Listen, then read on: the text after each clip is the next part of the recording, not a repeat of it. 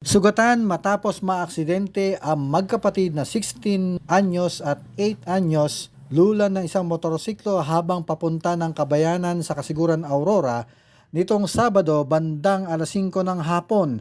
Ang magkapatid ay mula pa sa Sitio San Pablo 1, Barangay Esperanza, Dilasag, Aurora nang mangyari sa kanilang aksidente na minamaneo ng nakatatandang kapatid na minor de edad sa bahagi ng Sitio Lada 2, Barangay Esperanza, Kasiguran, Aurora. Nagtamo ang babaeng driver ng mga sugat sa kamay, hita at paa, samantalang yung mas bata ay nagkaroon ng malaking sugat sa binti. Agad ding nakapagresponde ang Municipal Disaster Risk Reduction and Management Office ng Kasiguran at agad nilapatan ng lunas. Sa salaysay ng menor de edad na driver, nalingat daw siya at may tinitingnan sa paligid kung kaya't naaksidente ito.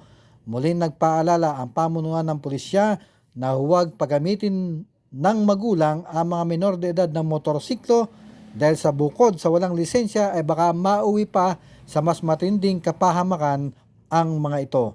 Ako ang inyong naging tagapaghatid balita, Jason De Asis para sa RTV News Desk.